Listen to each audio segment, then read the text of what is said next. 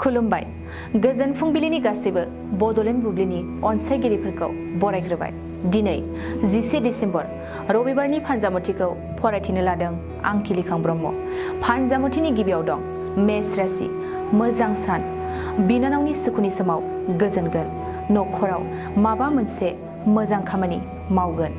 बृष राशि, सुथुरनि नोजोराव गोग्लैगोन, जायखि खामानि मावा सुथुरा हेंथा होगोन, लोगोनि फारसे सांग्रां जा। मिथुन राशि, साननाय हनायफ्रा मोजां, बयखौबो आंगो सानगोन, मोजां साननायजों मोजां खामानियाव आगान होगोन।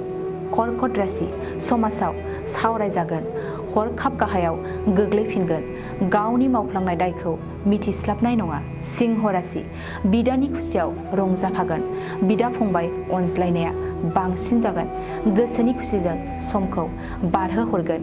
कन्या राशि, जेरावबो मोजाङै जाफुंसारगोन, खामानिनि बिथिङाव मोजां थासारिया नोंखौ सिगां फारसे आवगायहोगोन।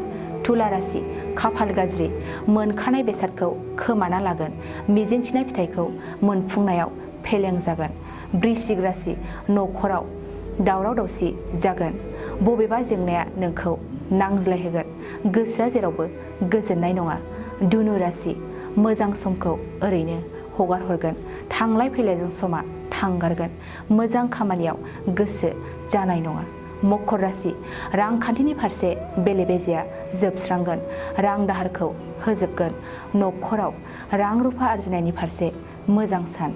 कुम्भ राशि, इनाय खामानि मावगोन, गाज्रिखौ नुनानैब्लाबो पाप खामानि मावफ्लांगोन, मोजांनि फारसे साननाय फैनाय नङा। मीन राशि, नखराव धोन खहा जागोन, नखरनि खहा जानायाव गोसोआ दुखु जागोन, धोन मोनफिननायाव गोब्राब जागोन। दिनै सानसेनि राशि फरायथिनाया एसेनोसै।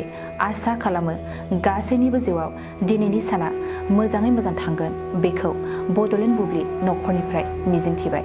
बिटिआर सरकारनि गोख्रों नोजोराव हा गैजायै सुबुंफोरनि थाखाय मोनसे गोजोनथाव खौरां। नंगौ, बिटिआर सरकारा हा गैजायै सुबुंफोरनो हा होनायनि राहा खालामनानै होगासिनो।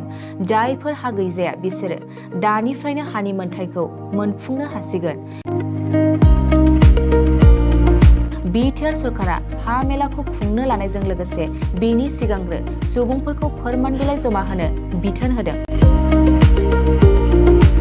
थारैनो हा गैजायै सुबुंफ्रा बे खाबुखौ मोनफुंनो थाखाय मोनफ्रोमबो सार्कल मावख'आव थांनानै गाव गावनि फोरमान बिलाइखौ जमा होनांगोन। गोनांथि बायदियै फोरमान बिलाइफ्रा जादों आर'जलाइ, हा खाजोना होखांनाय बिलाइ, गावबुरानि फोरमान बिलाइ एबा बिसिडिसि मासिगिरिनि फोरमान बिलाइ आरो हा बिगुमानिफ्राय मुं सोलायनाय समाय बिलाइखौ सार्कल मावख'आव गथायनांगोन।